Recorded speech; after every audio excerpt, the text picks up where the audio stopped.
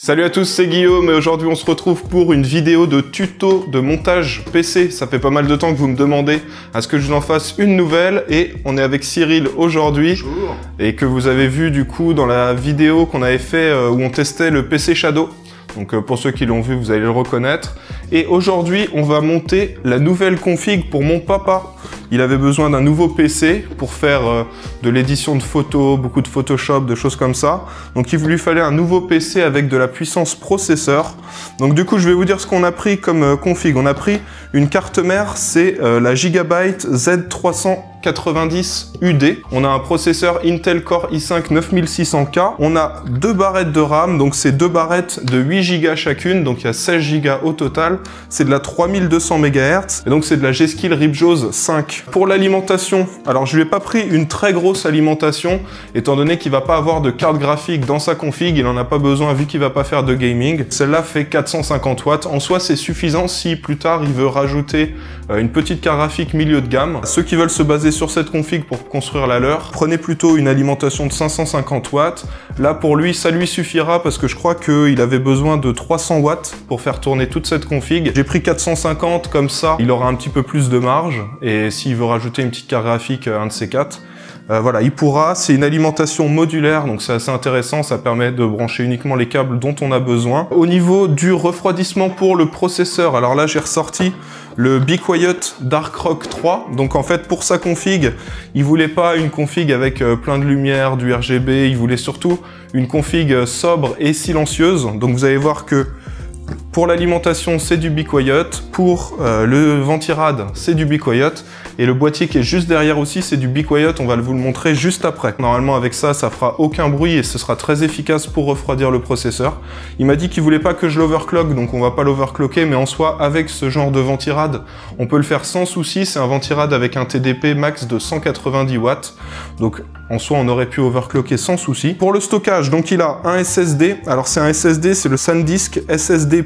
Et celui-là, il fait 500 Go. Si vous cherchez un bon SSD avec un prix pas trop élevé, bah ça c'est une très bonne solution. Et en complément de ça, il va avoir un disque dur mécanique, un disque dur classique. C'est un Seagate Barracuda de 3 Teraoctets. Là aussi, si vous cherchez des bons modèles de disques durs, les Seagate Barracuda, ils sont très très bien. On a le boîtier juste là, on va le déballer juste après.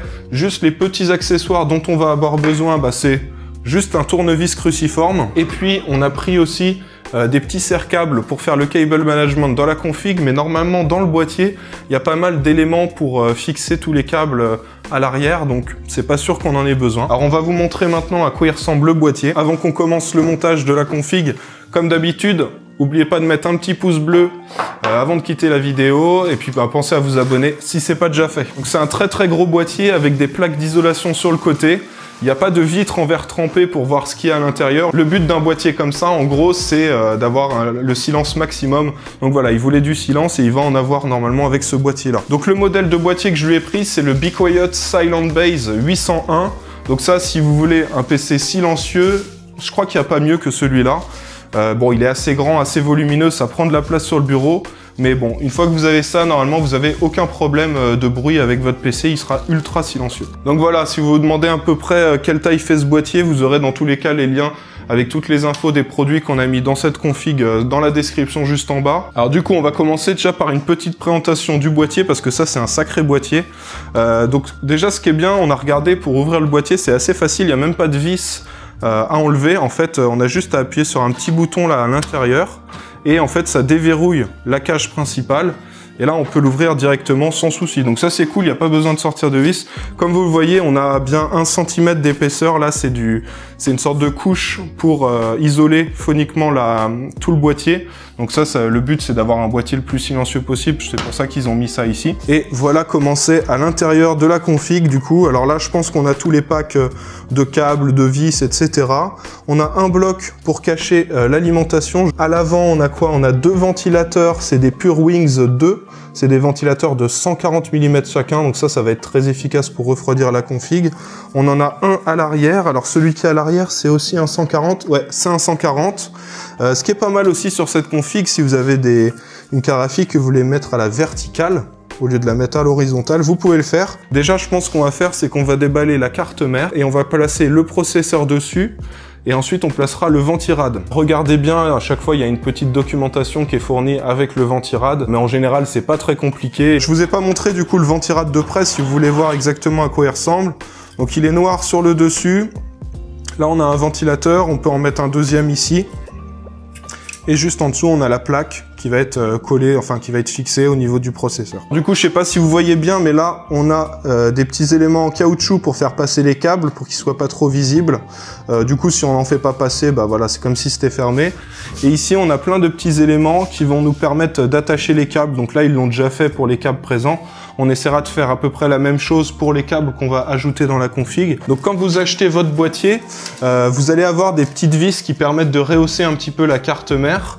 Donc des fois c'est fixé, nous dans le nôtre c'est fixé, maintenant en général la plupart des boîtiers c'est déjà fixé, et des fois ils en donnent quelques-unes en plus dans le cas où on met une grosse carte mère. Donc si vous en avez pas là dans votre boîtier, ça veut dire qu'ils vous les ont mis dans le pack de vis qui est fourni avec le boîtier. Il faut bien les visser partout là où il y a les petits trous, et ensuite on va fixer la carte mère dessus et on va visser la carte mère sur ces rehausseurs. Donc là j'ai sorti la carte mère de son emballage, je vais vous montrer à quoi elle ressemble.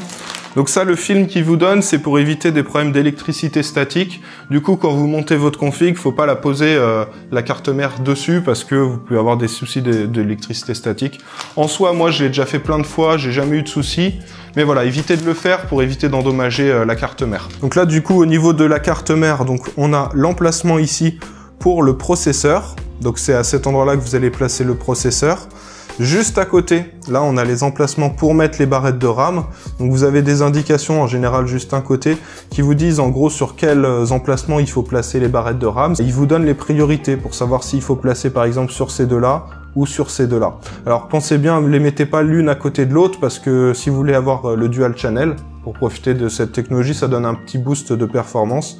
Voilà, il faut bien suivre les indications. En général, ils mettent tout dans la dock de la carte mère. Ici, on a un port M.2, donc là c'est pour mettre les SSD qu'on connecte directement sur la carte mère, donc c'est des SSD très rapides. On a des ports PCI, on a des ports PCI Express aussi, et ensuite on a toute la connectique là pour brancher la connectique en façade du boîtier. Donc en général on a tout ce qui est port USB, on a aussi toutes les connectiques pour les câbles qui permettent d'allumer, d'éteindre le boîtier. Donc là on a le port principal pour alimenter la carte mère, donc là on va brancher l'alimentation dessus. Ici on a le port pour le processeur, donc ça c'est pour alimenter le processeur. Donc là on a les ports SATA, là-dessus vous allez brancher vos SSD au format 2,5 pouces et vos disques durs, donc nous on va en utiliser deux. Donc là pour l'instant on va juste mettre les barrettes de RAM et le processeur sur la carte mère, c'est les deux premières choses que je fais en général. Donc là j'ai le processeur, le Intel Core i5 9600K, on va le déballer. J'étais content parce que ce processeur il était à un petit peu plus de 300 € il n'y a pas très longtemps, et là j'ai réussi à l'avoir à 250 € sur Amazon, et donc voilà le fameux processeur. Et on va le placer sur la carte mère. Alors pour le placer, donc on enlève déjà la petite plaque en métal qui est juste là. Ensuite on ouvre ça et comme vous voyez là sur le processeur on a une petite flèche, et donc cette petite flèche va falloir la faire correspondre à la petite flèche qui s'affiche sur la carte mère. Donc là on a toujours des petites indications, là vous voyez on a la petite flèche en gris, et là on a cette petite flèche qui veut dire que ce coin doit aller ici. Donc on plaque le processeur, on vérifie qu'il est bien fixé, hein, histoire de ne pas l'abîmer. Alors donc ce qu'il faut faire c'est bloquer cette petite plaque en métal ici sous la vis, on fait ça, et ensuite, hop, vous avez la petite plaque en plastique qui s'en va, et voilà, on a le processeur qui est fixé sans souci. On va fixer maintenant les deux barrettes de RAM, on va les placer sur la carte mère. Donc là on a un petit élément pour l'ouvrir, donc je vais placer sur les slots A1 et B1 les deux barrettes. Si vous voulez être sûr de les mettre dans le bon sens, si vous ne savez pas comment faut faire, ici vous avez toujours une petite encoche sur la barrette de RAM, et en fait cette encoche vous la retrouvez aussi sur la carte mère. Donc voilà, comme ça vous savez dans quel sens le faire. Essayez pas trop de forcer quand vous mettez vos barrettes de RAM si vous voulez pas les abîmer. Normalement il n'y a pas trop besoin de forcer. Si vous avez besoin de forcer, c'est que vous avez mal mis votre barrette de RAM. Donc une fois que c'est fait, on appuie d'un côté, on appuie de l'autre, et ensuite normalement ça se referme automatiquement si vous l'avez bien placé. On fait pareil, hop, sur le deuxième emplacement, donc on ouvre des deux côtés à cet endroit là, on place la barrette de RAM, on appuie, Voilà, et donc c'est bien fixé. On va pouvoir fixer maintenant la carte mère directement dans le boîtier. Alors en général, vous avez une petite plaque comme ça qui est fournie avec la carte mère. Ça s'appelle la plaque IO Shield. Ça va être la petite plaque qui va protéger votre carte mère et toutes les connectiques que vous avez à l'arrière du PC. On met ça avant d'avoir placé la carte mère, sinon après on peut plus le mettre. Donc là, qu'est-ce qu'on fait pour fixer la plaque IO Shield? On regarde comment va être placée la carte mère dans le boîtier, donc avec le processeur vers le haut en général. Donc on fait ça, on regarde exactement comment est la connectique. Donc là, elle est comme ça. Donc ça veut dire que la plaque, elle va aller à cet endroit-là. Donc je vais fixer, il n'y a pas besoin de vis, de quoi que ce soit. Vous avez juste à la mettre, à appuyer dessus et ça va se clipser tout seul. Voilà. Et en bas, voilà. Donc là, ma plaque IO Shield est bien fixée. On va pouvoir placer maintenant la carte mère dessus. Alors du coup, je vais placer le boîtier comme ça. Et ensuite, on va visser la carte mère au boîtier. Donc pour faire ça, c'est pas compliqué, hein. On positionne correctement la carte mère. On essaie d'y aller délicatement hein, pour pas l'abîmer. Voilà.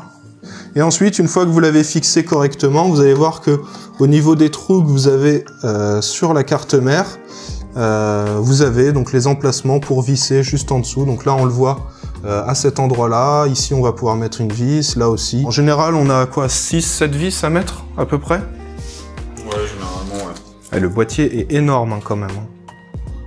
Ouais, du coup, ça, vu qu'on n'aura pas beaucoup d'éléments, la circulation d'air va être très bien. En plus, on n'a pas de carte graphique, donc au niveau chaleur... Ça va pas trop chauffer. Hein.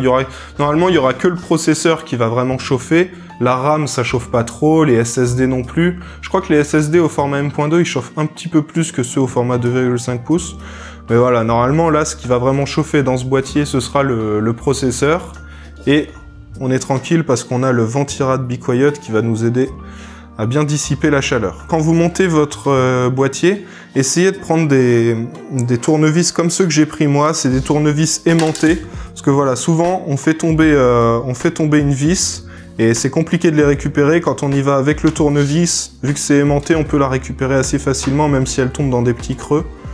Donc voilà, si vous en avez un sous la main, je vous conseille plutôt d'utiliser celui-là. Du coup, élément suivant, on va placer le Ventirad. Moi, je le placerai bien à la fin, parce que quand on va vouloir faire passer les câbles, le Ventirad va prendre de la place. Et si on veut faire les connectiques du boîtier, etc., si on évite d'avoir l'encombrement. Ouais, pas bête. Comme ça, on va pouvoir faire passer les câbles. Alors là, vous avez le câble juste ici, le câble pour l'alimentation du processeur. Souvent, quand on place un gros Ventirad, après, on galère à le mettre. Donc, on va faire ça. On va mettre l'alimentation qui va être sur le bas du boîtier à cet endroit-là. On va faire passer tous les câbles et on s'occupera du Ventirad un petit peu après. Voilà donc l'alimentation. Donc, nous, on va mettre le ventilateur sur le bas, comme ça. Étant donné que voilà, le boîtier il va être un petit peu rehaussé vu qu'on va placer les pieds à la fin. Et comme ça, on va avoir l'air qui va rentrer vers le bas du boîtier. Au niveau de l'alimentation, ça va permettre de la refroidir correctement. Une bonne chose serait de ne pas la fixer tout de suite, de faire passer les câbles dont on va avoir besoin. Ah non, après ça va être assez compliqué de les brancher en fait à l'arrière de la lime. Ouais, vas-y, on va faire ça. Alors vas-y, montre-nous tout ce qu'on a comme câble qui est fourni avec l'alimentation. Alors, au niveau de l'alimentation, on va avoir ce premier bloc qui va être du coup l'alimentation de la carte mère, avec selon les modèles, une alimentation plus ou moins puissante, donc on peut ne pas avoir besoin de ces 4 blocs-là. Ouais, des fois les 4 pins, on n'en a pas besoin. Ceux qui sont juste là, des fois, il n'y en a pas besoin, donc on place juste celui-là.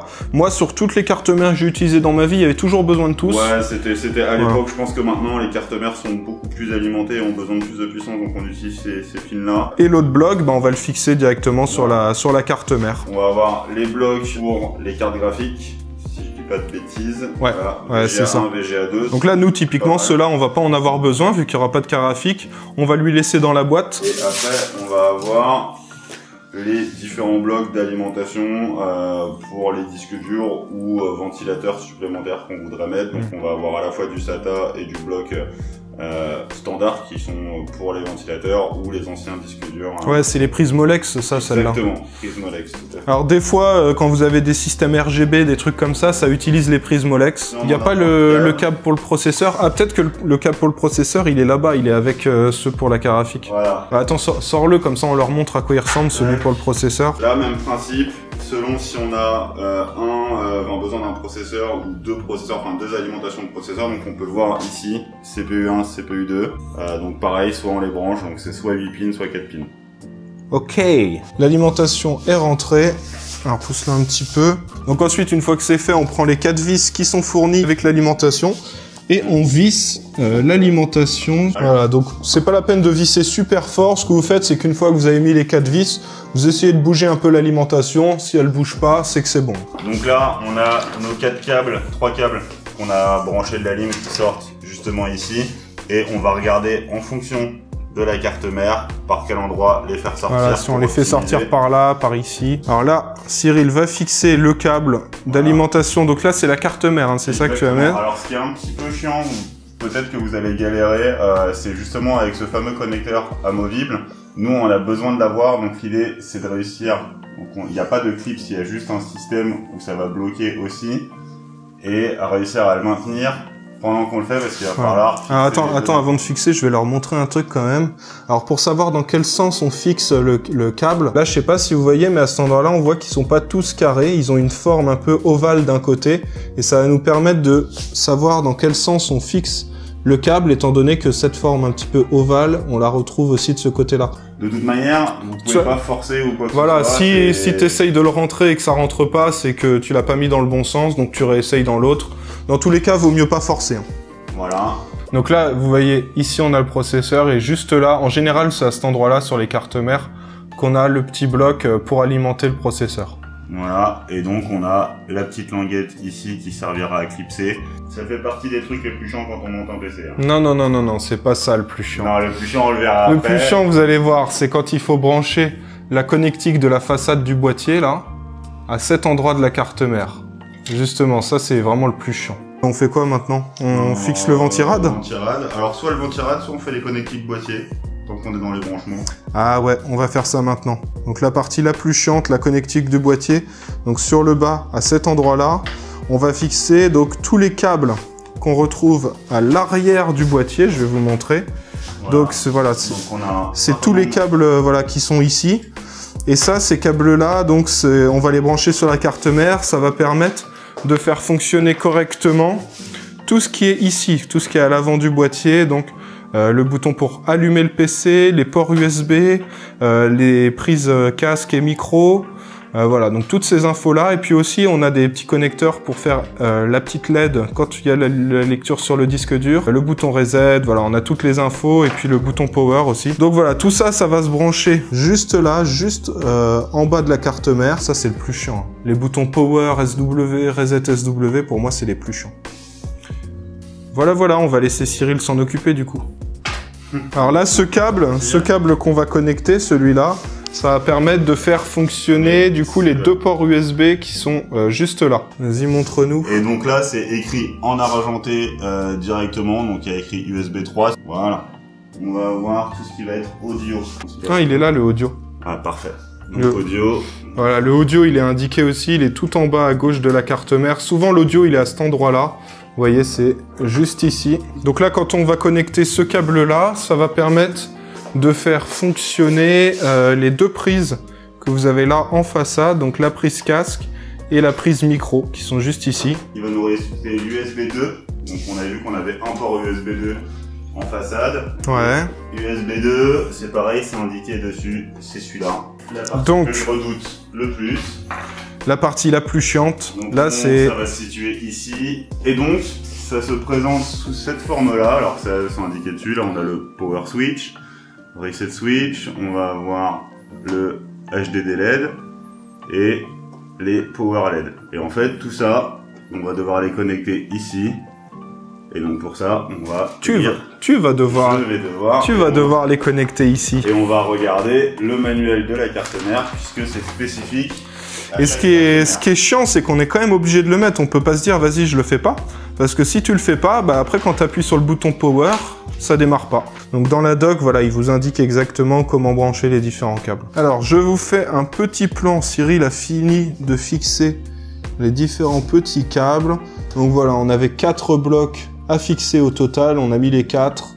Et normalement, si tout se passe bien, eh ben, on a toute la connectique de la façade du boîtier qui fonctionne. Donc là, ce qu'on a branché, c'est pour le bouton power, les LED du bouton power, le bouton reset et les LED pour le disque dur. Là, Cyril, il est en train de bosser sur autre chose. Il est passé déjà à autre chose. Il est en train de regarder pour les disques durs. Pour fixer les disques durs, ça dépend aussi un peu du boîtier qu'on utilise. Donc, en général, ils indiquent tout hein, sur le boîtier. Mais voilà, en général, on fixe le disque dur sur le rack, comme là, il est en train de faire Cyril. Ou des fois, on les vise directement vers cet emplacement du boîtier. Et en général, voilà, il y a 4 vis à mettre. Ou des fois, il y a des systèmes de fixation rapide. Maintenant, sur les boîtiers récents, ils font ça de plus en plus souvent. Ça évite d'avoir à visser pour fixer les disques durs. Alors là, Cyril, il a fini de fixer les 2 disques. Donc le SSD qu'on a placé en bas et le disque dur juste au-dessus. Donc on les a fixés dans la cage qui était prévue pour ça dans le boîtier. Là maintenant, on va alimenter les 2 disques. Donc pour ça, on branche les 2 câbles SATA directement dessus. Donc c'est les câbles d'alimentation. En gros, il est comme ça et ça fait une sorte de petit L pour éviter de se tromper quand on le connecte. Ensuite, on aura aussi un câble à brancher entre le SSD vers la carte mère. Et ça, c'est le câble pour s'occuper du transfert de données. Là, vous voyez, c'est à cet endroit-là qu'on va brancher le 2e câble SATA. Donc là, on se retrouve du côté de la carte mère sur le boîtier. Et vous voyez donc les emplacements qu'on a juste ici sur la carte mère, c'est là-dessus qu'on va brancher les câbles SATA du disque dur pour que ça puisse communiquer. Voilà. Et voilà, donc là on a connecté les 2 câbles SATA juste là, et nos disques durs, donc voilà, ils sont alimentés et ils communiquent bien avec le reste du PC. L'étape suivante, ça va être le ventirad. Le ventirad qui est juste là. Voilà. Et donc pour ça, on a la petite plaque ici. On va pouvoir fixer à l'arrière de la carte mère. On va venir visser le ventirad sur cette plaque là et du coup on va assurer une connexion maximum avec le processeur. Voilà, en gros d'un côté il faut tenir la petite plaque juste là, donc comme il est en train de faire Cyril, et de l'autre côté, je vais vous montrer, donc de l'autre côté on va fixer le ventirad comme ça, et ensuite il va juste falloir visser. Alors je vous montre d'un petit peu plus près à quoi ressemble le ventirad de chez Be Quiet. Donc il est juste là, et il va nous falloir aussi ça. Donc ça c'est de la pâte thermique. Donc en gros la pâte thermique ça permet de faire passer correctement la chaleur du processeur vers la plaque du ventirad ou vers la plaque du water cooling si vous avez un water cooling. Donc cette pâte thermique on va la disposer sur le processeur. Alors ce qu'il faut savoir aussi, c'est qu'en général, souvent quand vous achetez un ventirad ou un water cooling, vous en avez déjà qui est appliqué dessus. Je sais que si par exemple vous achetez certains processeurs AMD avec un ventilateur fourni, en général il y a déjà de la pâte thermique dessus. Si vous en avez pas dessus, en général ils vous donnent une petite pipette, une petite seringue comme ça pour en mettre.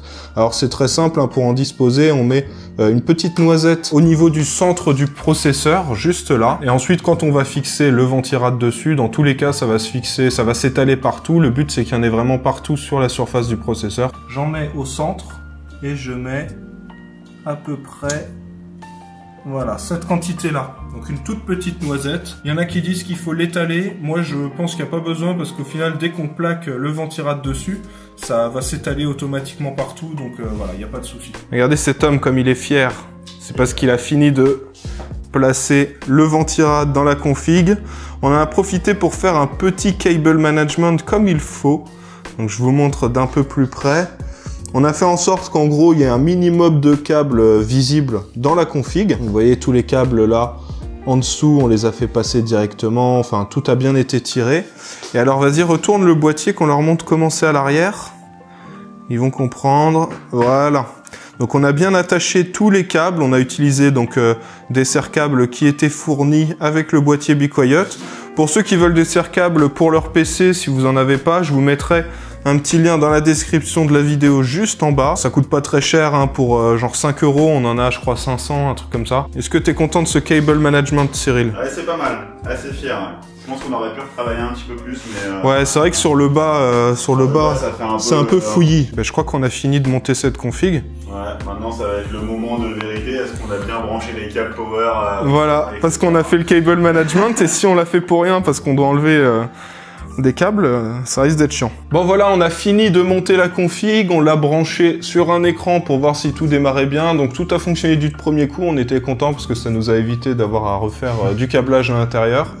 Il y a un truc qu'on a remarqué dès qu'on l'a allumé, c'est que vraiment ça fait aucun bruit. Alors on a essayé de mettre au maximum, en fait sur ce boîtier il y a 3 modes de ventilation plus un mode automatique. Alors quand on met mode automatique on n'entend rien du tout, le mode 1 et 2 on n'entend pas, et c'est que au mode 3 où on commence à entendre un tout petit bruit de ventilation, mais c'est tout. Et encore on a testé avec le boîtier ouvert, donc je pense que si on rajoute la cage là qui est juste derrière, on n'entendra vraiment rien. Bon bah du coup c'est tout pour ce tuto montage PC. J'ai peut-être oublié certaines choses dans cette vidéo. Si c'est le cas, eh ben n'hésitez pas à mettre tout ça dans les commentaires. Je mettrai des petits cœurs sur les commentaires pour que les commentaires utiles remontent. Bon bah j'espère que cette vidéo ça vous a plu. Si c'est le cas, comme d'hab, n'oubliez pas de mettre un petit pouce bleu. Vous pouvez vous abonner si c'est pas déjà fait. Vous pouvez dire merci à Cyril parce qu'il a filmé pas mal de plans et il m'a aidé pour le montage. Et du coup bah, on se retrouve dans quelques jours pour une nouvelle vidéo. Allez, à bientôt.